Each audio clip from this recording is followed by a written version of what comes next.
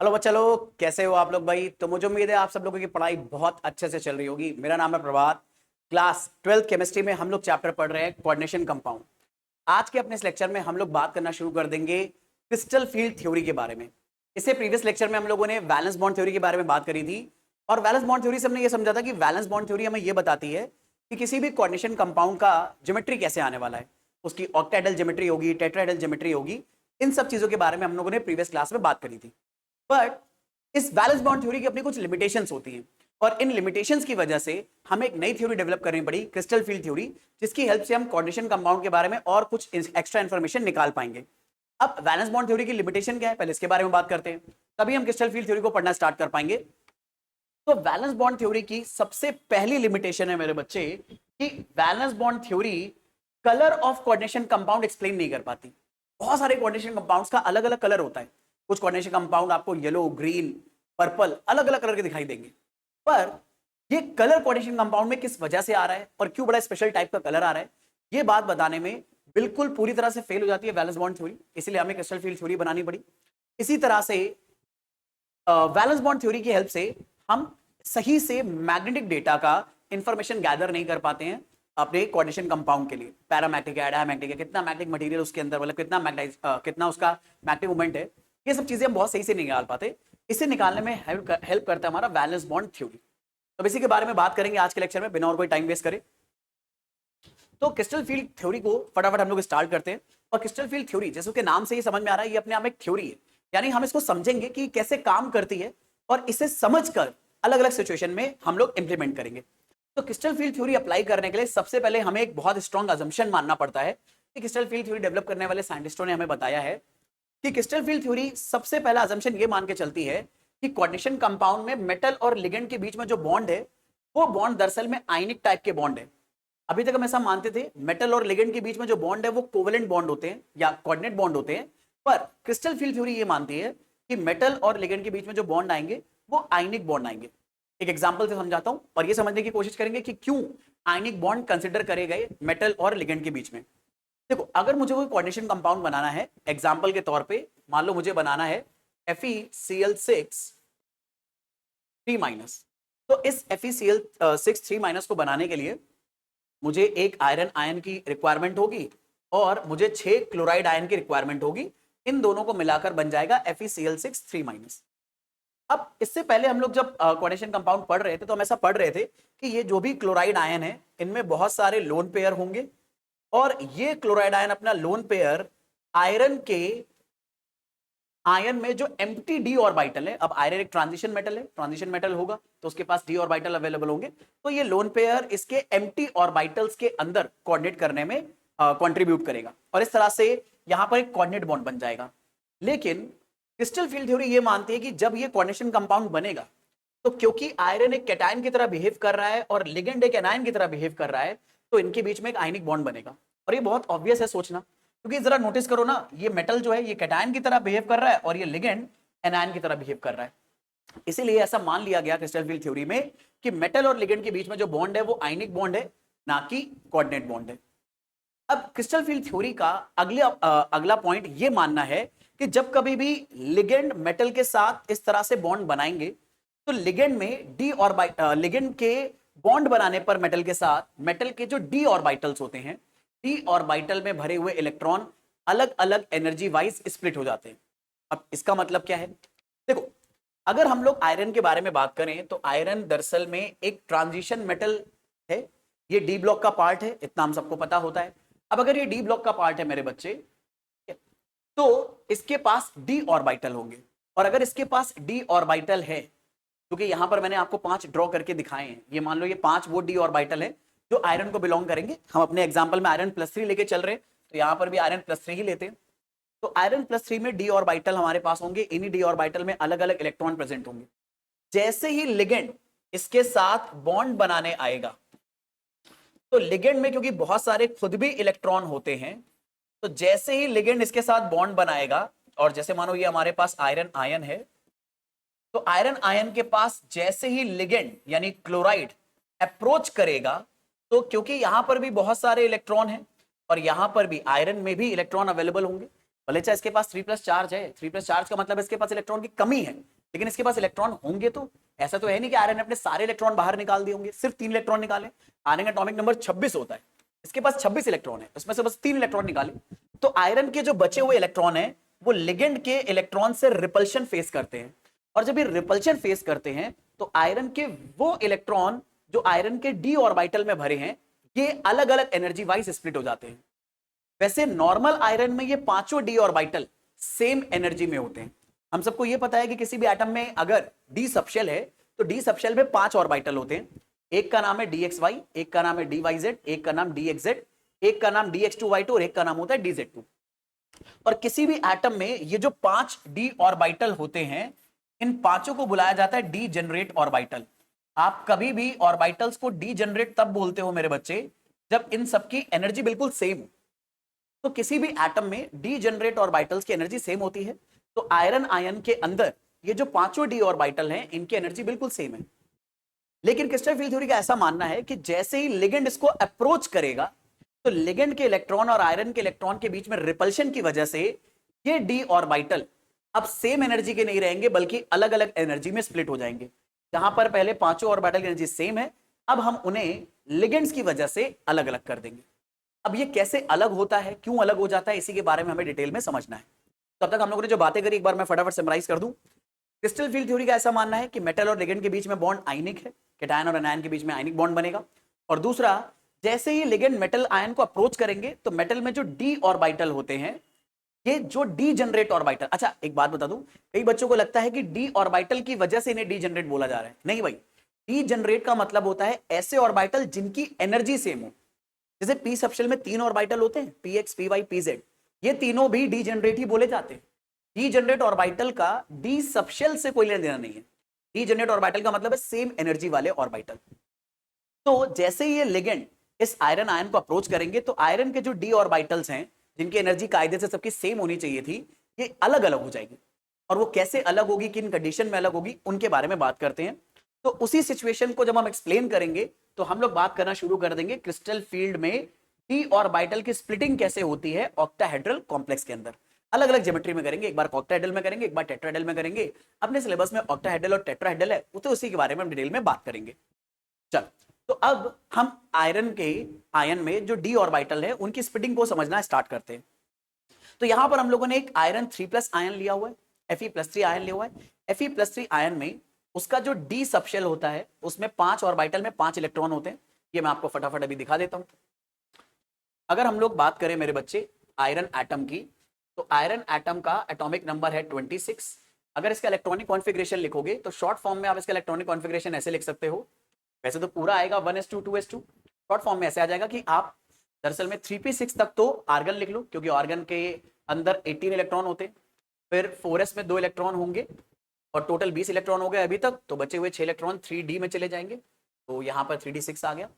सही से लिखने के लिए हम क्या करते हैं, 4s को सबसे लास्ट में लिखते हैं। 4s को इसलिए सबसे लास्ट में लिखा जाता है क्योंकि फिजिकली 4th ऑर्बिट सबसे बाहर होगी। जैसे मान लो अगर ये न्यूक्लियस है आयरन का, तो ये आयरन की पहली ऑर्बिट, ये दूसरी, ये तीसरी और ये चौथी।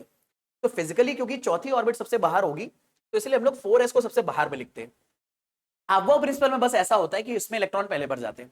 हमें तो आयरन +3 का इलेक्ट्रॉनिक कॉन्फ़िगरेशन चाहिए, तो आयरन +3 का अगर हम लोग इलेक्ट्रॉनिक कॉन्फ़िगरेशन लिखेंगे तो हमें यहाँ पर से 3 इलेक्ट्रॉन निकालने हैं। तो 2 इलेक्ट्रॉन सबसे पहले 4s में से निकल जाएंगे, बट अभी भी 1 इलेक्ट्रॉन निकालना बाकी है क्योंकि हमें तो टोटल 3 इलेक्ट्रॉन निकालने हैं। तो 1 इलेक्ट्रॉन 3d में से निकलेगा, तो 3d में 6 की बजाय बचेंगे बस 5 इलेक्ट्रॉन। तो हमने ये देखा कि आयरन +3 में दरअसल में उसका जो लास्ट 3d सबशेल है इसमें 5 इलेक्ट्रॉन प्रेजेंट है।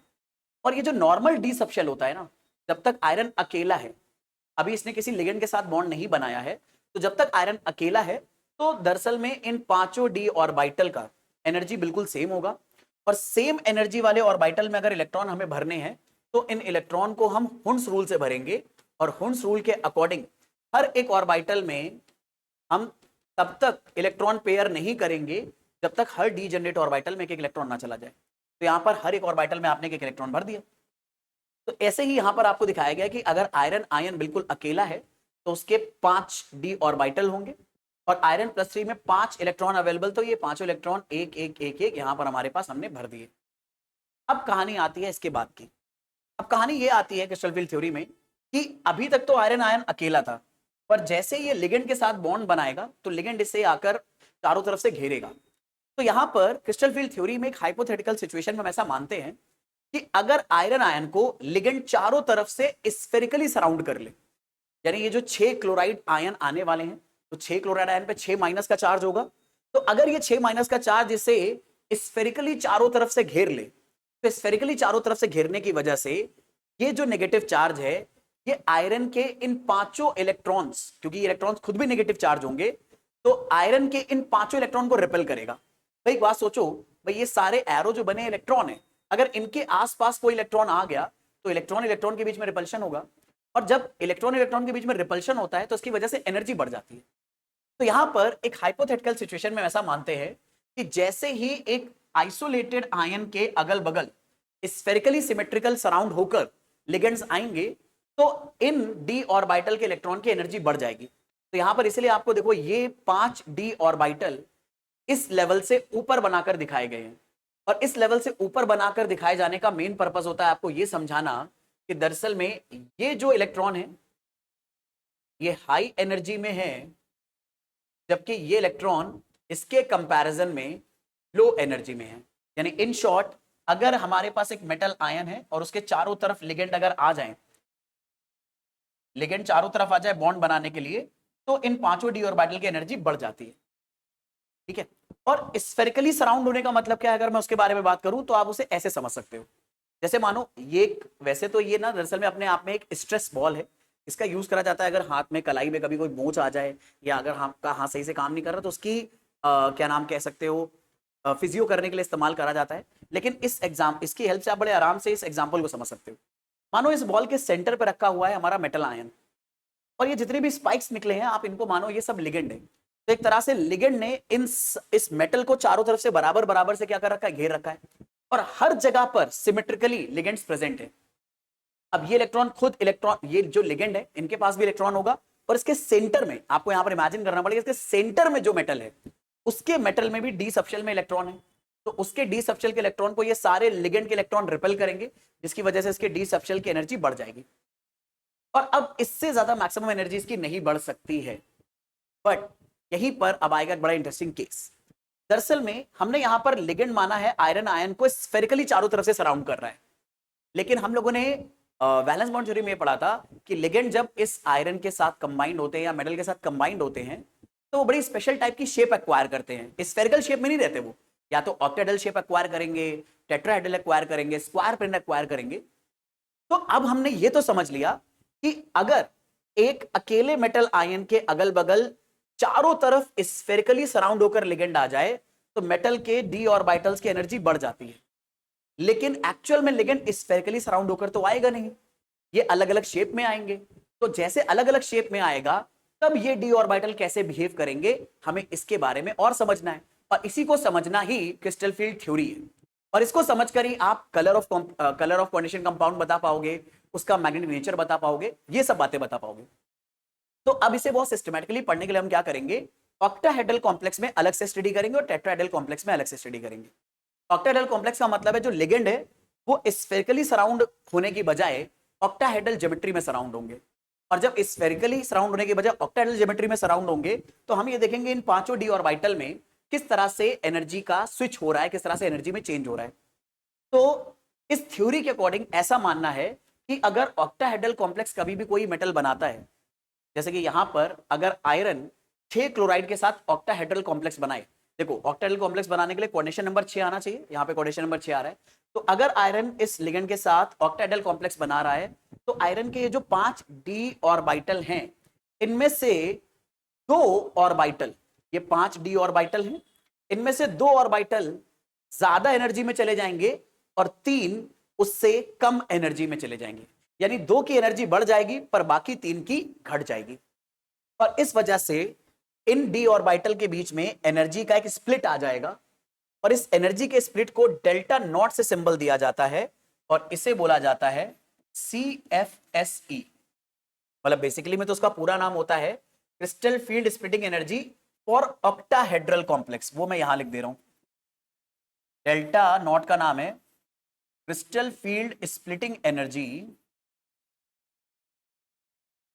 ठीक है, crystal field splitting energy for octahedral complex.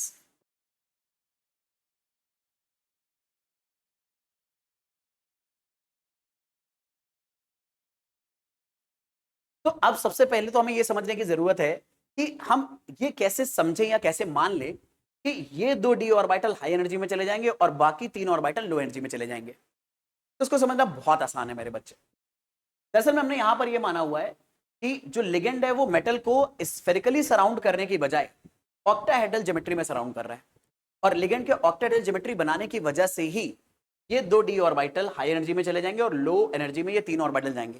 पहले हम ये देखते हैं कौन से डी ऑर्बिटल हाई एनर्जी में गए हैं। अगर आप ध्यान से देखो तो जो डी ऑर्बिटल हाई एनर्जी में गए उनका नाम है DZ2 और DX2Y2। मुझे उम्मीद है इसका नाम आपको दिख रहा होगा अच्छे से। हाँ बिल्कुल दिख रहा है, क्लियर है। और जो लो एनर्जी में गए उनका नाम है DXY, DXZ और DYZ। अब हम ये देखेंगे कि ये तीन लो एनर्जी में क्यों गए और ये दो हाई एनर्जी में क्यों गए। चलो फटाफट बात करते। तो उसको समझने के लिए आप इस फिगर को कंसिडर कर सकते हो। फिगर में ये जितने भी आपको ब्लू कलर के रिंग्स बनाकर दिए गए हैं और जिनमें अंदर माइनस चार्ज बना हुआ है, ये सब लिगेंड्स को रिप्रेजेंट कर रहे हैं। अब अगर आप जरा ध्यान से देखो, इन लिगेंड्स की ज्योमेट्री कुछ ऐसी है कि इनको मिलाने पर ऑक्टाहेड्रल शेप बनेगी। जिन बच्चों को ना पता हो कि ऑक्टाहेड्रल शेप क्या होती है, तो ऑक्टाहेड्रल शेप में मेरे बच्चे हमारे पास चार लिगेंड एक स्क्वायर प्लेन में होते हैं। अगर मैं इनको रफली डॉटेड ज्वाइन करूं तो चार लिगेंड एक स्क्वायर प्लेन में आएंगे। एक लिगेंड यहां पर ऊपर की तरफ होगा और एक लिगेंड नीचे की तरफ होगा और इन सबके सेंटर में मेटल होगा। इस ज्योमेट्री को हम बोलते हैं ऑक्टाहेड्रल ज्योमेट्री। चार लिगेंड एक प्लेन में आएंगे, एक ऊपर और एक नीचे। तो मेरे बच्चे यहां पर देखो, यहां पर यही तो हो रहा है, ये चार लिगेंड एक प्लेन में है, एक ऊपर और एक नीचे, यानी ये कुल मिला के ऑक्टाहेड्रल ज्योमेट्री बना रहा है। और इसके सेंटर में मेटल होगा, और अगर इसके सेंटर में मेटल है तो इसी जगह पर मेटल का डी ऑर्बिटल भी होगा। अब हमने क्या करा है, यहां पर पांचों डी ऑर्बिटल को एक जगह नहीं बनाया, वरना तो बहुत गड़बड़ हो जाती, बड़ा अजीब लगता दिखने में। तो हमने मेटल के पांच डी ऑर्बिटल को अलग अलग जगह बना दिया है। ये पांचों डी ऑर्बिटल एक ही मेटल के हैं, बस उन्हें अलग अलग हम देख रहे हैं। तो अब यहां पर नोटिस करो मेरे बच्चे, इस केस में जब ऑक्टाहेड्रल ज्योमेट्री बनाने के लिए लिगेंड अपने आप में मेटल के चारों तरफ सराउंड कर रहा है, तो ये जो DZ2 ऑर्बिटल है, ये जो ऑर्बिटल का शेप होता है, इस ऑर्बिटल का नाम होता है DZ2। इसे DZ2 इसलिए बोला जाता है क्योंकि ये देखो Z एक्सिस के अलोंग बना हुआ है। तो आप नोटिस करो, ये जो लिगेंड है ये इस ऑर्बिटल के बहुत पास आ गया है। अब लिगेंड में नेगेटिव चार्ज है और इस ऑर्बिटल में भी इलेक्ट्रॉन जा सकते हैं, तो इलेक्ट्रॉन का नेगेटिव चार्ज लिगेंड के नेगेटिव चार्ज की वजह से रिपेल होगा और रिपल्शन की वजह से इस डी ऑर्बिटल की एनर्जी बढ़ जाएगी। सिमिलरली यहां पर नोटिस करो, DX2Y2 ऑर्बिटल हमारे पास अवेलेबल है। DX2Y2 orbital double dumbbell orbital होता है। आप लोगों को क्लास 11 से याद होगा, D orbital double dumbbell shape के होते हैं, तो ये डी ऑर्बिटल डबल डंबल है। और जरा नोटिस करो, DX2Y2 की एक बड़ी खास बात है, ये डबल डंबल एक्स एक्सिस और वाई एक्सिस में है। देखो पॉजिटिव वाई में भी है, नेगेटिव वाई में भी है, पॉजिटिव एक्स में भी है, नेगेटिव एक्स में भी है। तो DX2Y2 ऑर्बिटल जो होता है ये एक्स एक्सिस और वाई एक्सिस के अंदर प्रेजेंट होता है। और अब जरा नोटिस करो, ये जो लिगेंड्स आ रहे हैं ऑक्टाहेड्रल ज्योमेट्री बनाने के लिए, ये इसी एक्सिस की डायरेक्शन में आ रहे हैं। ये वाई एक्सिस की तरफ से आ रहा है, ये वाला एक्स एक्सिस की तरफ से आ रहा है, ये वाला जेड से आ रहा है, पर यहां पर जेड में हमें कुछ मिल नहीं रहा, वो तो हमने ऑलरेडी यहां पर रिपेल करा दिया है। लेकिन जब ये लिगेंड एक्स एक्सिस की तरफ से आएगा, ये वाला लिगेंड वाई एक्सिस की तरफ से आएगा, ये माइनस वाई से, ये माइनस एक्स से, तो इस मेटल के डी ऑर्बिटल में जो इलेक्ट्रॉन भरे होंगे उन्हें बहुत स्ट्रॉन्ग रिपल्शन मिलेगा इन लिगेंड के इलेक्ट्रॉन से। लिगेंड दरअसल में इलेक्ट्रॉन रिच होते हैं, तो इन इलेक्ट्रॉन्स का इस इलेक्ट्रॉन के ऊपर रिपल्शन मिलेगा और इसकी वजह से इसकी एनर्जी बढ़ जाएगी। लेकिन उसी का उल्टा जरा नोटिस करो, DXY में, DXZ में और DYZ में ऐसा नहीं होगा। वो देखते हैं क्यों नहीं होगा। दरअसल में DXY ऑर्बिटल को अगर तुम ध्यान से देखो तो DXY ऑर्बिटल एक्स एक्सिस और वाई एक्सिस में नहीं है, बल्कि ये एक्स और वाई प्लेन में है। और एक्स और वाई प्लेन में होने की वजह से जब वाई एक्सिस की तरफ से लिगेंड इसके पास पहुंचेगा तो लिगेंड का इन ऑर्बिटल से डिस्टेंस ज्यादा आएगा एज कंपेयर टू जब लिगेंड एक्स एक्सिस की डायरेक्शन में X2Y2 के पास पहुंचेगा। तो यहां पर डिस्टेंस ज्यादा होगी क्योंकि ऑर्बिटल इसमें यहां साइड में है, जबकि यहां ऑर्बिटल बिल्कुल सामने है। तो यार साइड वाली डिस्टेंस ज्यादा होगी, सामने वाली डिस्टेंस कम होगी। और डिस्टेंस अगर ज्यादा हो गई तो ज्यादा डिस्टेंस की वजह से रिपल्शन घट जाएगा, और अगर रिपल्शन घट गया तो एनर्जी बढ़ेगी नहीं बल्कि घटने लगेगी। यहां पर एवरेज एनर्जी हमें मेंटेन करनी होती है। तो इसीलिए यही काम डी एक्स वाई के साथ साथ डी एक्स जेड भी करेगा, क्योंकि एक्स जेड में भी ऑर्बिटल्स प्लेन के अंदर है, जबकि लिगेंड्स कहां से आ रहे हैं, लिगेंड्स आ रहे हैं एक्सिस के अलोंग। तो एक्स जेड में मेरे बच्चे ये हमारा एक्स जेड है, ठीक है, ये हमारा एक्स जेड है, यानी एक्स और जेड प्लेन में हमारे पास मौलिक डी ऑर्बिटल प्रेजेंट है।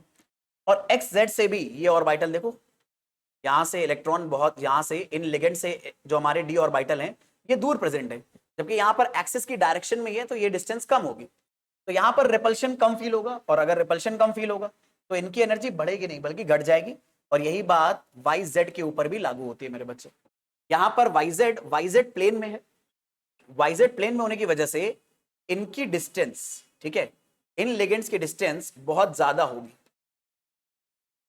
लिगेंड्स और ऑर्बिटल के बीच में डिस्टेंस ज्यादा है तो रिपल्शन कम होगा। तो इसीलिए ये तीन d orbital d x y, d x z और डी वाई जेड, ये क्योंकि प्लेन में होते हैं और हमारे जो ऑक्टाहेड्रल कॉम्प्लेक्स बनाने के लिए लिगेंड्स आ रहे हैं वो एक्सिस के अलोंग आ रहे हैं, तो ये कम, इन तीनों में कम रिपल्शन फील होगा और इनमें ज्यादा रिपल्शन फील होगा। तो जिनमें ज्यादा रिपल्शन फील होगा उनकी एनर्जी बढ़ जाएगी, जिनमें कम रिपल्शन फील होगा उनकी एनर्जी घट जाएगी। इसीलिए हमने ऐसा करा है कि इन दोनों की एनर्जी को बढ़ा दिया है, इन तीनों की एनर्जी को घटा दिया है। जिन तीन ऑर्बिटल्स की एनर्जी हमने घटाई है, जो कि d x y, d x z और डी वाई जेड है, इन्हें कलेक्टिवली बुलाया जाता है T2G ऑर्बिटल। और जिनकी एनर्जी हमने बढ़ाई है डी जेड टू और d x two y two, इन्हें बुलाया जाता है EG ऑर्बिटल। दरअसल में इसको EG और इसको 2TG ऐसा अजीब नाम देने के पीछे इनकी सिमेट्री का रीजन होता है, जो आपको अभी इस क्लास में बिल्कुल भी नहीं पढ़नी है। तो इसलिए इनका नाम याद रख लो, ये DZ2 है, ये DX2Y2 है जिसे EG बुलाओगे, ये DXY, DXZ और DYZ है, इसे आप T2G बुलाओगे। अब एक बड़ी इंपॉर्टेंट बात, इन दोनों डी ऑर्बिटल में जो एनर्जी का स्प्लिट हुआ है उस एनर्जी को हम लोग बोलेंगे delta not, crystal field splitting energy for octahedral complex. लेकिन जरा एक इंपॉर्टेंट बात नोटिस करना, इस एनर्जी को हम इस रेफरेंस लाइन से नापते हैं। इस रेफरेंस लाइन के ऊपर जो एनर्जी का पार्ट है वो पॉजिटिव होगा, जो नीचे है वो नेगेटिव होगा। तो मेरे बच्चे यहां पर हम लोगों ने इस रेफरेंस लाइन के ऊपर जो पार्ट दिया है उस पार्ट को बोलेंगे हम लोग प्लस 0.6 डेल्टा नॉट, और जो नीचे की तरफ दिया उसे बोलेंगे माइनस 0.4 डेल्टा नॉट। तो अब हमें यह समझने की जरूरत है कि ऐसा हमने करा क्यों, हमने ऊपर वाली वैल्यू को 0.6 ऑफ डेल्टा नॉट क्यों दिया और पॉजिटिव दिया, और नीचे वाली वैल्यू को 0.4 डेल्टा नॉट क्यों दिया और नेगेटिव क्यों दिया। इसके पीछे रीजन है ये बेरी सेंटर। बेरी सेंटर क्या होता है, दरअसल में मेटल को जब लिगेंड स्फेरिकली चारों तरफ से सराउंड करता है तो हमारे फ्री आयन की एनर्जी बढ़ जाती है, और ये जो एनर्जी आई है ये वो मैक्सिमम एनर्जी है जो ये आयन गेन कर सकता है, क्योंकि लिगेंड यहां पर स्फेरिकली सराउंडेड है। पर एक्चुअल में ऑक्टाहेड्रल कॉम्प्लेक्स में दो ऑर्बिटल और ज्यादा एनर्जी गेन कर ले रहे हैं इस मैक्सिमम एनर्जी से। तो अगर दो ऑर्बिटल ज्यादा एनर्जी गेन कर रहे हैं तो बाकी तीन की हमें घटानी पड़ेगी। यानी यहां पर सिचुएशन कैसे काम कर रही है मैं आपको एक बात बताऊं, यहां पर क्रिस्टल फील्ड थ्योरी अप्लाई करने वाले साइंटिस्टों का ऐसा मानना है कि दरअसल में जब मेटल को अगर हम इमेजिन करें कि वो चारों तरफ से स्फेरिकली सराउंड है लिगेंड से, तो डी ऑर्बिटल की एनर्जी मैक्सिमम हो जाती है, अब उससे एनर्जी नहीं हो सकती। बट हमने ऐसा पाया ऑक्टाहेड्रल कॉम्प्लेक्स में दो ऑर्बिटल की एनर्जी मैक्सिमम एनर्जी से भी ज्यादा हो गई है। अब यार energy can neither be created nor be destroyed. अब अगर आपने दो की एनर्जी बढ़ाई है तो बाकी तीन की घटानी पड़ेगी एनर्जी को मेंटेन करके रखने के लिए। तो इसलिए हमने दो की बढ़ाई, तीन की घटाई, और जो हमने डिस्ट्रीब्यूशन करा टोटल एनर्जी का वो 3:2 के रेशियो में कर दिया। इससे फायदा क्या होगा, देखो हमने जिन ऑर्बिटल की एनर्जी बढ़ाई है वो दो ऑर्बिटल हैं। अब एक काम करो, 0.6 डेल्टा नॉट में आप दो का जरा मल्टीप्लाई करके देखो कितना आ रहा है,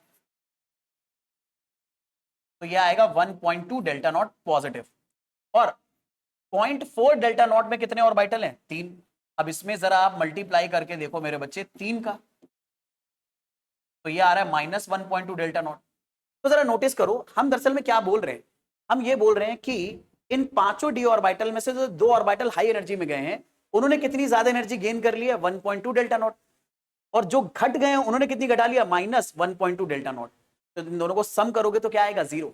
यानी ना तो एनर्जी कहीं पर क्रिएट हुई ना डिस्ट्रॉय हुई, बस एक फॉर्म से दूसरे फॉर्म में कन्वर्ट हुई। मतलब यहां पर इसने जितनी एनर्जी गेन करी उसने इतनी एनर्जी क्या कर ली, रिड्यूस। तो सिस्टम की टोटल एनर्जी बैलेंस रहेगी।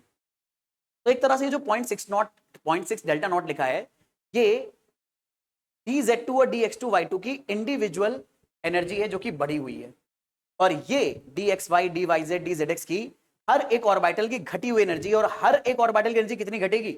0.4 डेल्टा नॉट से। इस डेल्टा नॉट को कैलकुलेट करना भी हम सीखेंगे, लेकिन वो भैया अपने बोर्ड और नीट वगैरह के सिलेबस में नहीं है, ये सिर्फ जेई के अंदर आता है, जेई एडवांस के अंदर भी वो भी मान के चलो। तो इसके बारे में कभी एक्स्ट्रा अलग से वीडियो बनाएंगे हम, क्रिस्टल फील्ड स्प्लिटिंग एनर्जी निकालने का, वो बिल्कुल अपने लेक्चर से सेपरेट रखेंगे। लास्ट में मैंने प्लेलिस्ट की लास्ट में एकदम लिंक प्लेलिस्ट के एकदम लास्ट में बनाऊंगा मैं इसको, ताकि आपके जो स्कूल बोर्ड और जेई मेन और नीट का सिलेबस है उसमें कोई डिस्टर्बेंस ना है, ये एक्स्ट्रा चीज रहेगी, बिल्कुल उसको बिल्कुल सेपरेट पढ़ेंगे, ठीक है। तो हम लोगों ने ये समझ लिया कि ऑक्टाहेड्रल कॉम्प्लेक्स में किस तरह से ऑर्बिटल की स्प्लिटिंग हो रही है और क्यों हो रही है। अब हमें इन्हीं ऑर्बिटल्स के अंदर इलेक्ट्रॉन की फिलिंग करना स्टार्ट करना है, ठीक है। लेकिन उसको समझने के लिए पहले हम लोग ये देखेंगे कि जब भी मेटल लिगेंड के साथ बॉन्ड बनाएगा तो हम लिगेंड को दो बहुत मेजर कैटेगरी में बांट सकते हैं। अब एक होंगे वीक फील्ड लिगेंड, एक होंगे स्ट्रॉन्ग फील्ड लिगेंड। जिन बच्चों ने प्रीवियस लेक्चर पढ़ा है वैलेंस बॉन्ड थ्योरी का, उन्हें भी ये बात पता होगी कि वीक फील्ड लिगेंड क्या होता है और स्ट्रॉन्ग फील्ड लिगेंड क्या होता है। तो ये फिर से वही टेबल मैंने आपके सामने बनाई है। इस सीरीज को हम लोग बोलते हैं स्पेक्ट्रोकेमिकल सीरीज। इस स्पेक्ट्रोकेमिकल सीरीज में जितने लिगेंड्स हम इस्तेमाल करते हैं मोस्ट कॉमन, उनको हमने यहां पर इस्तेमाल करा है और इन्हें एक इंक्रीजिंग ऑर्डर में बनाया है। और इन्हें जिस इंक्रीजिंग ऑर्डर में रखा है वो इनकी फील्ड स्ट्रेंथ का इंक्रीजिंग ऑर्डर है। इस सीरीज के लास्ट में जो लिगेंड आ रहे हैं इन्हें माना जाएगा स्ट्रॉन्ग फील्ड लिगेंड, और जो पहले आ रहे हैं इन्हें माना जाएगा weak field ligand. In fact iodine से लेकर वाटर तक, यानी यहां से लेकर यहां तक जितने भी लिगेंड्स हैं इन्हें आप वीक फील्ड लिगेंड मान सकते हो। और NCS माइनस से लेकर CO तक ये जितने भी लिगेंड आए हैं आप इन्हें स्ट्रॉन्ग फील्ड लिगेंड मान सकते हो। और जरा नोटिस करो NCS माइनस 2 बार रिपीट हो रहा है, तो एक्चुअल में 2 बार रिपीट नहीं हुआ। समझदार बच्चों को पता है कि NCS माइनस दरअसल में एक एम्बिडेंट लिगेंड है, यहां पर नाइट्रोजन लोन पेयर डोनेट कर रहा है और यहां पर सल्फर, तो ये 2 बार रिपीट नहीं हुआ है, बल्कि ये 2 बार अलग अलग तरीके से बिहेव कर रहा है। और एक बार अगर सल्फर डोनेट करेगा इलेक्ट्रॉन पेयर तो ये वीक फील्ड लिगेंड की तरह बिहेव करता है, और अगर नाइट्रोजन डोनेट करेगा तो ये स्ट्रॉन्ग फील्ड लिगेंड की तरह बिहेव करता है। और अगर इस सीरीज में कोई और आपको रिपीट होता हुआ मिले तो उसमें भी वही होगा कि वो एम्बिडेंट लिगेंड की तरह काम कर रहा होगा। तो यहां पर हमें समझ में आ गया CO एक स्ट्रॉन्ग फील्ड लिगेंड है, CN माइनस एक स्ट्रॉन्ग फील्ड लिगेंड है। तो इसका फायदा कैसे उठाएं? तो कहानी बड़ी सिंपल है मेरे बच्चे। जितना ज्यादा स्ट्रॉन्ग फील्ड लिगेंड होगा, अगर वो मेटल के साथ बॉन्ड बनाएगा, जैसे मान लो मेटल के साथ वीक फील्ड लिगेंड की बजाय किसी स्ट्रॉन्ग फील्ड लिगेंड ने बॉन्ड बनाया, तो जैसे ही मेटल स्ट्रॉन्ग फील्ड लिगेंड के साथ बॉन्ड बनाएगा तो ऑक्टाहेड्रल कॉम्प्लेक्स में इन दोनों ऑर्बिटल्स यानी Eg और T2G के बीच में जो स्प्लिटिंग आएगी, यानी जो एनर्जी का गैप आएगा वो उतना ही ज्यादा आने लगेगा। यानी स्ट्रॉन्ग फील्ड लिगेंड में ये जो स्प्लिटिंग होती है ये बहुत ज्यादा होगी, और वीक फील्ड लिगेंड में ये स्प्लिटिंग कम होगी। और इसकी हेल्प से हम डी ऑर्बिटल के अंदर जो इलेक्ट्रॉन भरेंगे उनमें काफी ज्यादा चेंजेस आते हैं। तो अब उन्हीं के बारे में हम लोग बात करना शुरू करेंगे। हम फिलिंग करने लगेंगे मेटल के इलेक्ट्रॉन्स को उसके डी ऑर्बिटल्स में ऑक्टाहेड्रल कॉम्प्लेक्स में। जैसे एग्जांपल के तौर पे मान लो मेरे बच्चे, अभी हम आयरन +3 आयन को कंसिडर कर रहे हैं, तो हम लोग आयरन +3 आयन को कंसिडर कर रहे हैं। सब बच्चों को याद है आयरन +3 आयन में 3D सबशेल में 5 इलेक्ट्रॉन होते हैं। मान लो हमें ये 5 इलेक्ट्रॉन आयरन के सबशेल में डी सबशेल में भरने हैं जब ये ऑक्टाहेड्रल कॉम्प्लेक्स बना रहा है किसी वीक फील्ड लिगेंड के साथ। तो हम ये मान रहे हैं कि आयरन मेरे बच्चे एक वीक फील्ड लिगेंड के साथ कंबाइन है। Cl अपने आप में एक वीक फील्ड लिगेंड है, यहां पर है। तो अगर मुझे आयरन के इलेक्ट्रॉन क्रिस्टल फील्ड थ्योरी के अकॉर्डिंग उसके ऑर्बिटल में भरने हैं तो हम कैसे भरेंगे? तो हमें सबको पता है कि अगर आयरन बिल्कुल अकेला होता तो इसके ये पांचों डी ऑर्बिटल बराबर एनर्जी में होते, और बराबर एनर्जी में होने की वजह से उनमें जब हम इलेक्ट्रॉन भरते तो हुंड रूल से भरते। तो डी में जो 5 इलेक्ट्रॉन भरने हैं ये हम हुंड रूल से भर देते। लेकिन अगर एक हाइपोथेटिकल सिचुएशन माने कि जब आयरन लिगेंड के साथ बॉन्ड बनाने आएगा और लिगेंड अगर इसको चारों तरफ से स्फेरिकली सराउंड कर ले, तो स्फेरिकली सराउंड करने पर लिगेंड की वजह से यानी लिगेंड के इलेक्ट्रॉन की वजह से आयरन के डी इलेक्ट्रॉन रिपेल होंगे और पूरे डी ऑर्बिटल की एनर्जी बढ़ जाएगी। पर पांचों की एनर्जी बराबर बराबर से बढ़ेगी, और बराबर बराबर से इसलिए बढ़ेगी क्योंकि आयरन को चारों तरफ से लिगेंड ने सिमेट्रिकली घेरा हुआ है, और सिमेट्रिकली घेरने की वजह से हर डी ऑर्बिटल को सेम रिपल्शन फील होगा। जैसे यहां पर क्या हो रहा था, हर डी ऑर्बिटल को अलग अलग रिपल्शन फील हो रहा था क्योंकि जो लिगेंड है वो बड़े स्पेशल डायरेक्शन में आ रहे थे। पर अगर सारी डायरेक्शन से आते तो सबको बराबर रिपल्शन फील होता, और बराबर रिपल्शन की वजह से सबकी एनर्जी बराबर बढ़ती। तो यहां पर हमने लिगेंड को स्फेरिकली सराउंड कर दिया है। लिगेंड्स को अगर स्फेरिकली सराउंड करेंगे तो पांचों डी ऑर्बिटल की एनर्जी बढ़ी। 5 इलेक्ट्रॉन अगर हमें भरने हैं तो ये हुंड रूल से हम भरेंगे अभी भी। बट एक्चुअल में अगर हमारे पास वीक फील्ड लिगेंड है मेरे बच्चे, तो वीक फील्ड लिगेंड के इन्फ्लुएंस में भी ऑक्टाहेड्रल ज्योमेट्री बनाने के लिए इन 5 में से 2 डी ऑर्बिटल हाई एनर्जी में चले जाएंगे। और ये कौन से डी ऑर्बिटल होंगे? एक होगा DZ2, एक होगा DX2Y2 जिन्हें कलेक्टिवली हम EG बोलेंगे, और 3 आ जाएंगे मेरे बच्चे T2G ऑर्बिटल जिनमें एक DXY होगा, एक DYZ और एक DZX। अब हमें 5 इलेक्ट्रॉन इसमें भरने हैं। अच्छा नोटिस करो, जब आयरन के चारों तरफ स्फेरिकली हमने माना है लिगेंड प्रेजेंट है, तो पांचों डी ऑर्बिटल सेम एनर्जी के हैं, पांचों में इलेक्ट्रॉन हमने हुंड रूल से भरे हैं। अब हमें चेक करना है कि अगर ऑक्टाहेड्रल कॉम्प्लेक्स भरा तो यही रूल फॉलो होगा या कुछ अलग, तो उसको देखते हैं फटाफट। तो यार पहला इलेक्ट्रॉन तो लोअर एनर्जी में इसमें जाएगा। अब ये तीनों ऑर्बिटल सेम एनर्जी में, तभी उन्हें सेम लेवल पे बनाया, तो दूसरा इसमें, तीसरा इसमें चला जाएगा। अब चौथा इलेक्ट्रॉन स्फेरिकली सराउंड होने पे एक अगले ऑर्बिटल में गया और पांचवा अगले में गया है। अब हमारे पास यहां पर एक चॉइस है कि हम चौथा इलेक्ट्रॉन यहां पेयर कर दे, पांचवा यहां पेयर कर दें, या फिर चौथे और पांचवें इलेक्ट्रॉन को ऊपर भेजें। अब यहां पर एक नए टर्म के बारे में हमें समझना पड़ेगा जिसे बोलते हैं पेयरिंग एनर्जी।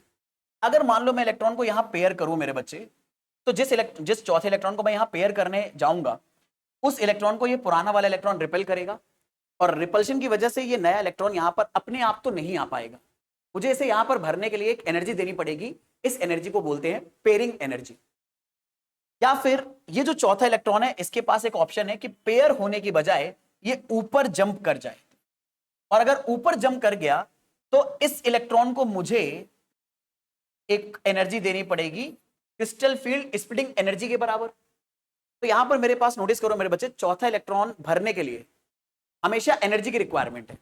या तो अगर मैं पेयर करूं तो भी एनर्जी लगेगी, अनपेयर्ड रखने के लिए ऊपर जंप करा दूं तो भी एनर्जी लगेगी। अब अनपेयर्ड रखने के लिए डेल्टा नॉट के बराबर एनर्जी देनी पड़ेगी, और पेयर करने के लिए पेयरिंग एनर्जी P देनी पड़ेगी। अब सवाल है क्या होगा यहां पर? तो जवाब बड़ा आसान है। अगर वीक फील्ड लिगेंड है तो वीक फील्ड लिगेंड में पेयर करना ना दरअसल में मुश्किल होता है, और स्प्लिटिंग एनर्जी छोटी होती है। वीक फील्ड लिगेंड के इन्फ्लुएंस में जो स्प्लिटिंग एनर्जी है ये छोटी है, और इलेक्ट्रॉन को पेयर करना कहीं ज्यादा मुश्किल होता है। दरअसल में वीक फील्ड लिगेंड की वजह से इन दोनों के बीच में एनर्जी का गैप इतना ज्यादा नहीं आएगा। मैंने तो बहुत दूर दूर बना दिया है, बट ये बहुत पास पास होंगे, और पास पास होने की वजह से चौथा इलेक्ट्रॉन आसानी से कम एनर्जी गेन करके भी ऊपर जंप कर सकता है, जबकि पेयर करने में यहां पर ज्यादा एनर्जी लगेगी। और अगर पेयर करने में ज्यादा एनर्जी लगी तो इसलिए चौथा इलेक्ट्रॉन ऊपर चला जाएगा, और ऐसे ही पांचवा इलेक्ट्रॉन भी, क्योंकि पेयर करना मुश्किल है और ऊपर भेजना आसान है, तो पांचवा इलेक्ट्रॉन इसमें चला जाएगा। तो अगर weak field ligand octahedral complex बना रहा है तो आप इन नीचे वाले ऑर्बिटल में इलेक्ट्रॉन की पेयरिंग दरअसल में तब करोगे जब पांचों ऑर्बिटल में एक इलेक्ट्रॉन चला जाएगा। और अगर पांचों ऑर्बिटल में इलेक्ट्रॉन इस तरह से जा रहे हैं और सारे इलेक्ट्रॉन अनपेयर्ड है, कोई भी ऐसा इलेक्ट्रॉन नहीं है जो पेयर्ड है, तो ऐसे कॉम्प्लेक्स को मेरे बच्चे के स्पेशल नाम से बुलाया जाता है। ऐसे कॉम्प्लेक्सेस को बुलाया जाता है high spin complex. High spin इसलिए बोलते हैं क्योंकि मेरे बच्चे यहां पर आपको पता है कि जो हमने इलेक्ट्रॉन भरे हैं ये सारे के सारे एंटी क्लॉकवाइज स्पिन से हैं, और जो इलेक्ट्रॉन की स्पिन है ये भी एक वेक्टर क्वांटिटी होती है। तो इस वेक्टर को एक डाउनवर्ड वेक्टर कैंसिल कर सकता था, और वो तब पॉसिबल होता अगर हम यहाँ इलेक्ट्रॉन पेयर कर देते। तो क्योंकि यहाँ पर कोई भी इलेक्ट्रॉन हम पेयर नहीं कर रहे हैं, तो इसीलिए हर इलेक्ट्रॉन अनपेयर्ड है, इसकी स्पिन कैंसिल नहीं हो रही है, तो सबकी स्पिन ऐड हो रही है, तो ये एक हाई स्पिन कॉम्प्लेक्स है। पर यहीं पर अगर ये पेयर होने लगे तो इनकी स्पिन घटने लगेगी। मतलब एक का स्पिन अगर एंटी क्लॉकवाइज है तो पेयर करने पर दूसरे का एंटी क्लॉकवाइज हो जाएगा। एक का वेक्टर अगर ऊपर है तो दूसरे का वेक्टर नीचे होगा, और दोनों स्पिन कैंसिल आउट होने लगेंगी। और स्पिन अगर कैंसिल आउट होने लगी तो हाई स्पिन की बजाय हमें लो स्पिन कॉम्प्लेक्स मिलने लगेगा। तो मुझे उम्मीद है ये वाली बात पकड़ में आई है सबको यहां तक। तो याद रखना, वीक फील्ड लिगेंड में आप T2G ऑर्बिटल में इलेक्ट्रॉन तभी पेयर करोगे जब EG के दोनों ऑर्बिटल में एक इलेक्ट्रॉन चला जाएगा। यानी इन शॉर्ट, अगर हमारे पास मेटल में D में 6 इलेक्ट्रॉन है और लिगेंड वीक है, तभी आप छठा इलेक्ट्रॉन यहां पर पेयर करोगे, बाकी 5 इलेक्ट्रॉन तो अभी भी अनपेयर्ड ही रहेंगे। लेकिन क्या हो अगर मान लो स्ट्रॉन्ग फील्ड लिगेंड आ जाए हमारे पास? मान लो अब हम आयरन को मेरे बच्चे कंबाइन कर दे स्ट्रॉन्ग फील्ड लिगेंड के साथ। जैसे आपको याद है ना, CN दरअसल में एक स्ट्रॉन्ग फील्ड लिगेंड है, और अगर आयरन 6 CN के साथ जुड़ रहा है तो आयरन का अभी भी जो चार्ज है वो +3 है मेरे बच्चे, और आयरन का चार्ज अगर +3 है तो इसका इलेक्ट्रॉनिक कॉन्फ़िगरेशन अभी भी ऑर्गन 3d5 आएगा। अब आप सबको पता है, फिर से वही बात मैं दोबारा रिपीट करूंगा, अगर ये आयरन आयन अकेला होता तो इसके पांचों ऑर्बिटल की एनर्जी सेम होती, पांचों ऑर्बिटल की एनर्जी सेम है तो ये 5 इलेक्ट्रॉन हुंड रूल से अनपेयर्ड हम भर देते बड़े आराम से। लेकिन हम अब एक हाइपोथेटिकल सिचुएशन मानेंगे, उसमें हम ऐसा मानेंगे कि अगर आयरन आयन को चारों तरफ से लिगेंड घेर ले तो इन पांचों डी ऑर्बिटल की सिमेट्री की वजह से एनर्जी बराबर बराबर बढ़ेगी, और बराबर बराबर बढ़ने पर इन पांचों ऑर्बिटल को फिर से हम हुंड रूल से ही भरेंगे क्योंकि पांचों डी ऑर्बिटल की एनर्जी सेम है।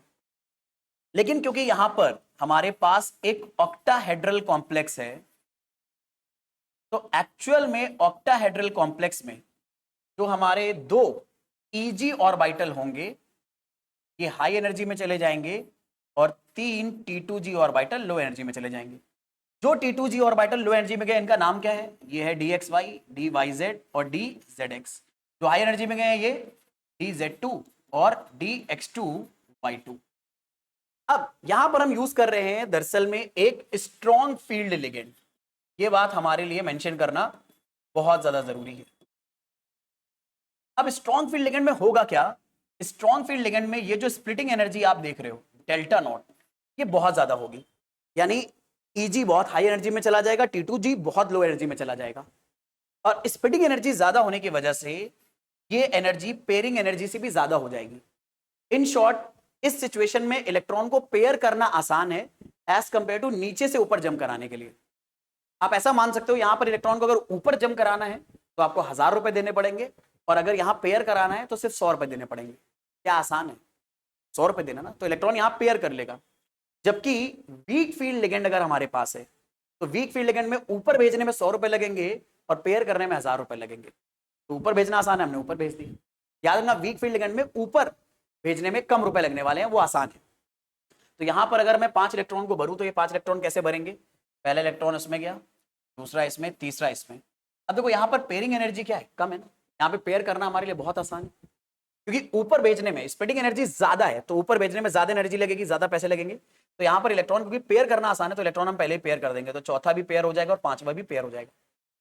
पर नोटिस करो जब आयरन आयन चारों तरफ से स्फेरिकली सराउंड है तब कायदे से पांचों इलेक्ट्रॉन को अनपेयर्ड जाना चाहिए, बट ऑक्टाहेड्रल ज्योमेट्री अगर ये बना रहा है तो इसे क्या होना पड़ रहा है? मजबूरी में 2 इलेक्ट्रॉन्स को पेयर करना पड़ रहा है। तो यहाँ पर एक भी इलेक्ट्रॉन पेयर नहीं है, यहाँ पर 2 इलेक्ट्रॉन पेयर है, तो इसके कंपैरिजन में कितने इलेक्ट्रॉन एक्स्ट्रा यहाँ पेयर्ड हो गए? 2 एक्स्ट्रा पेयर्ड हो गए। तो यहाँ पर कितनी एक्स्ट्रा एनर्जी आपको डालनी पड़ेगी? 2 पेयरिंग एनर्जी एक्स्ट्रा डालनी पड़ेगी। ठीक है, तो यहाँ पर इलेक्ट्रॉन इस तरह से पेयर्ड हो गए। अब देखो इस इलेक्ट्रॉन की स्पिन एंटी क्लॉकवाइज है, इसकी क्लॉकवाइज है, और दोनों एक ही ऑर्बिटल में है, तो एक का वेक्टर अगर ऊपर है एक का वेक्टर नीचे, तो अपोजिट वेक्टर एक दूसरे को कैंसिल कर देंगे। तो यहाँ पर इन दोनों की स्पिन आपस में कैंसिल हो जाएगी, इन दोनों की स्पिन आपस में कैंसिल हो जाएगी, बचेगी सिर्फ एक इसकी स्पिन। पिछले केस में देखो 5 और 5 इलेक्ट्रॉन में पांचों की स्पिन बच जा रही थी, लेकिन यहां पर बस एक इलेक्ट्रॉन की स्पिन बच रही है, बाकी सबकी कैंसिल आउट हो जाएगी। तो क्योंकि यहां पर स्पिन घट गई है तो ऐसे कॉम्प्लेक्सेस को एक स्पेशल नाम दिया जाता है मेरे बच्चे, इन्हें बुलाया जाता है लो spin complex.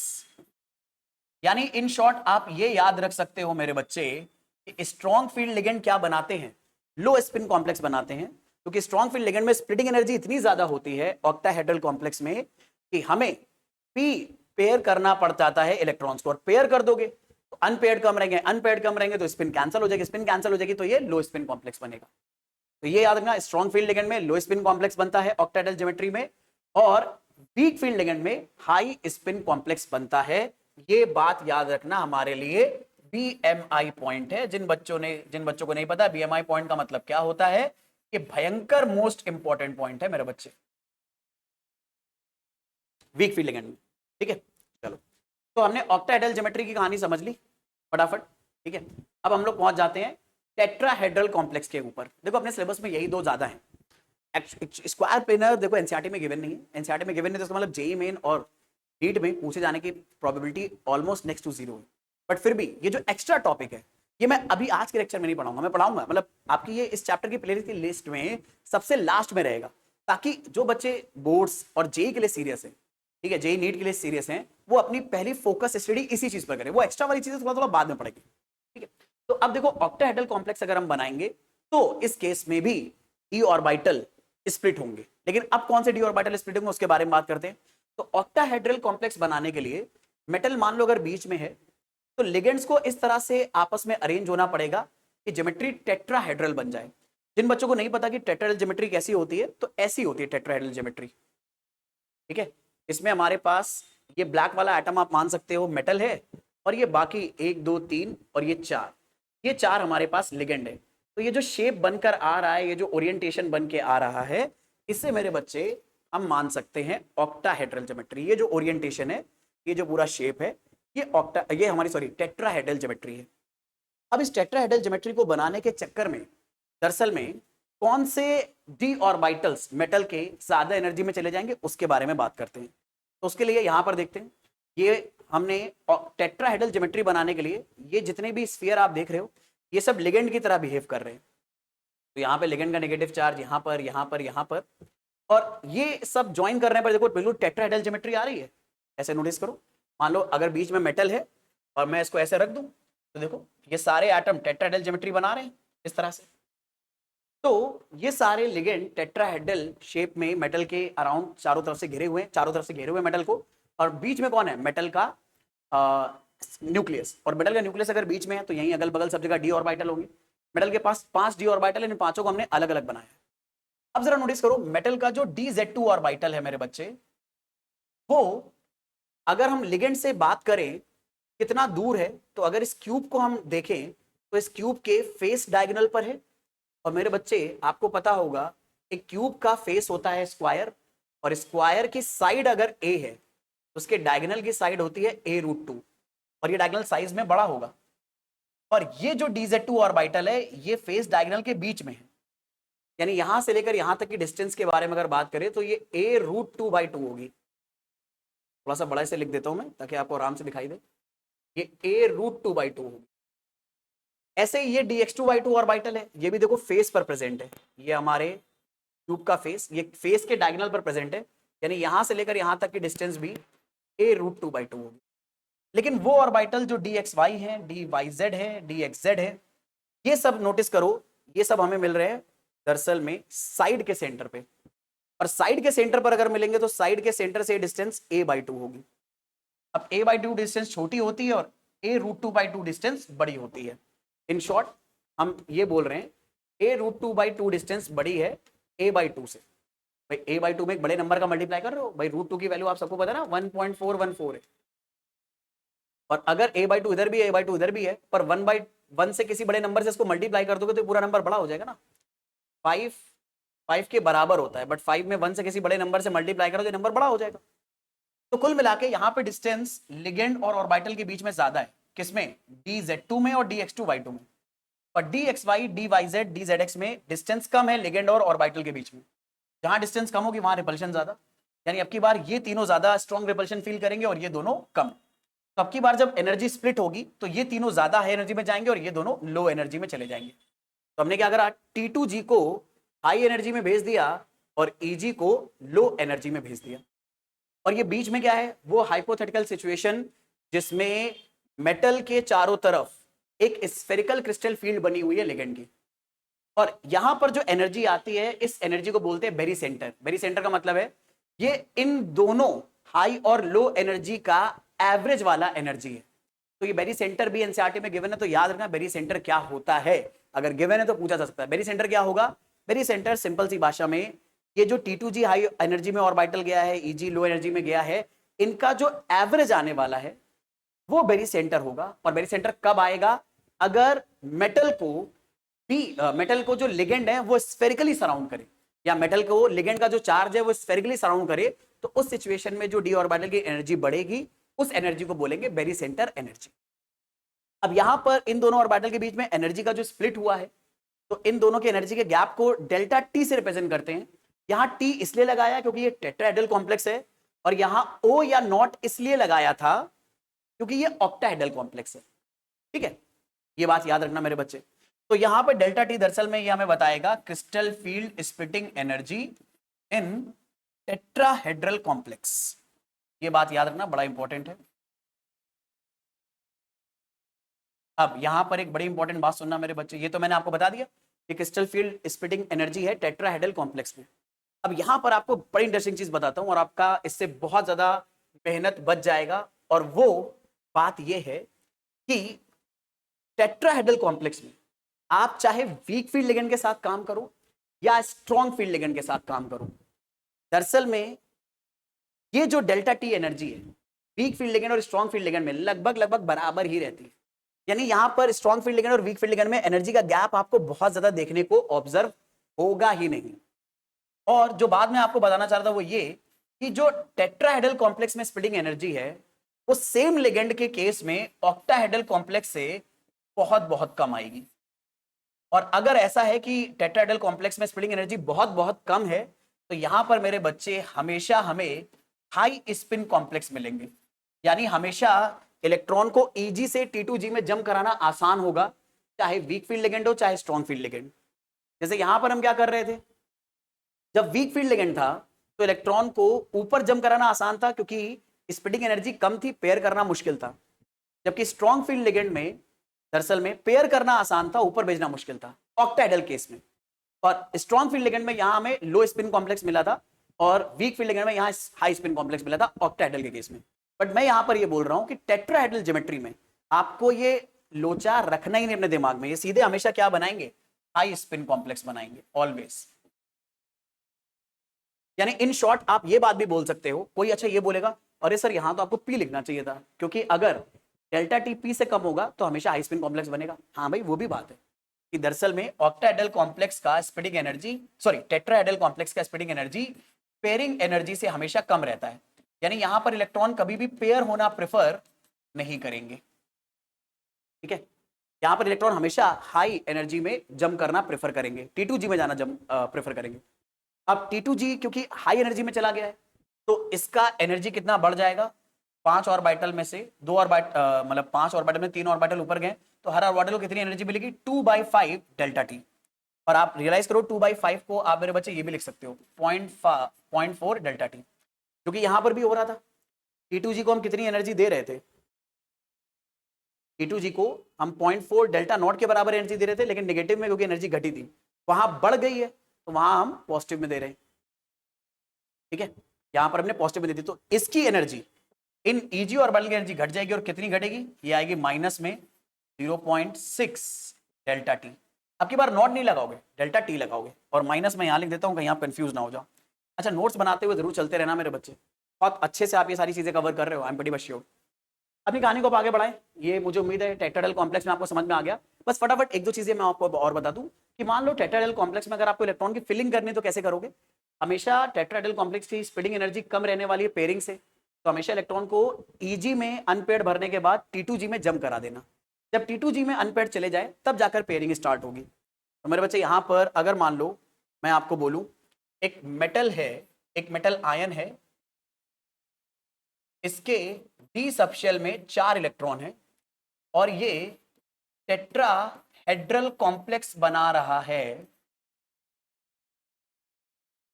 Strong field ligand के साथ।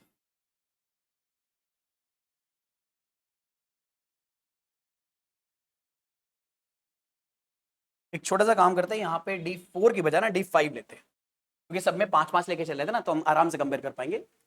तो अगर हमारे पास एक मेटल आयन है और इसके डी में 5 इलेक्ट्रॉन है, टेट्राहेड्रल कॉम्प्लेक्स है, तो टेट्राहेड्रल कॉम्प्लेक्स में अगर ये मेटल आयन अकेला होता तो पांचों डी ऑर्बिटल बराबर होते, पांचों में 5 इलेक्ट्रॉन हुंड रूल से बढ़ते। मेटल आयन को अगर चारों तरफ से लिगेंड सिमेट्रिकली सराउंड कर ले तो इन पांचों की एनर्जी बराबर बराबर से बढ़ जाएगी। पांचों की एनर्जी बराबर बराबर से बढ़ी तो इसमें भी इलेक्ट्रॉन अभी भी हुंड रूल से जाएंगे। लेकिन क्योंकि हम बात कर रहे हैं मेरे बच्चे टेट्राहेड्रल कॉम्प्लेक्स के बारे में, तो अब इसमें T2G ऑर्बिटल हाई एनर्जी में चला जाएगा, तो यानी 3 ऑर्बिटल हाई एनर्जी में जाएंगे। ये कौन से ऑर्बिटल होंगे, DXY, DYZ, DZX। आप X पहले भी बोल सकते हो, Z बाद में भी बोल सकते हो, DXZ भी बोल सकते हो, कोई दिक्कत नहीं, कोई परेशानी नहीं। और ऐसे ही ये 2 ऑर्बिटल Eg वाले लो एनर्जी में जाएंगे। मैंने जानबूझ के बहुत पास पास बनाया है क्योंकि भले ही ये स्ट्रॉन्ग फील्ड लिगेंड है, जो ऑक्टाहेड्रल सॉरी टेट्राहेड्रल कॉम्प्लेक्स में स्प्लिटिंग एनर्जी होगी ये कम ही आएगी पेयरिंग एनर्जी से, चाहे स्ट्रॉन्ग फील्ड लिगेंड हो चाहे वीक फील्ड लिगेंड हो। ठीक है। तो 5 इलेक्ट्रॉन अगर मुझे इसमें भरने हैं तो क्या मैं कैसे भरूंगा, पहला इलेक्ट्रॉन इसमें, दूसरा इसमें, तीसरा कहां चला जाएगा ऊपर, चौथा इसमें और पांचवा इसमें। हमेशा अनपेड इलेक्ट्रॉन ही भरेंगे। अगर छठा इलेक्ट्रॉन होता तो छठा इलेक्ट्रॉन यहां भरते, सातवां इलेक्ट्रॉन होता तो यहां भरते। 5 है तो 5 तक यहीं भर दिए, छठा यहां पर भरते, सातवां यहां पे भरते। और इस वजह से जो कॉम्प्लेक्स बनकर आया है मेरे बच्चे, ये कैसा कॉम्प्लेक्स बनकर आया है, हाई स्पिन कॉम्प्लेक्स बनकर आया है।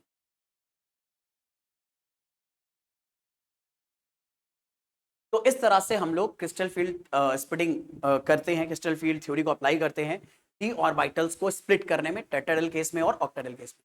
क्योंकि अपने सिलेबस में यही दोनों एनसीईआरटी में गिवन है, तो पहले इसी के बारे में बात करेंगे।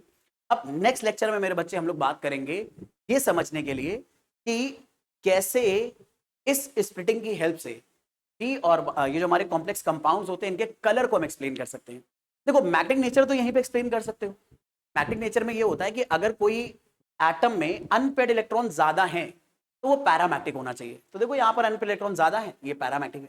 मैग्नेटिक नेचर तो आप सीधे अनपेड इलेक्ट्रॉन को देखकर बता सकते हो कि जितने ज्यादा अनपेड इलेक्ट्रॉन होंगे ये पैरामैग्नेटिक होगा, जितने कम अनपेड इलेक्ट्रॉन होंगे वो उतना ही डायमैग्नेटिक की तरफ जाने लगेगा। मैग्नेटिक मूवमेंट कैसे निकलता है ये मैंने प्रीवियस क्लास में आपको ऑलरेडी सिखाया था, ठीक है।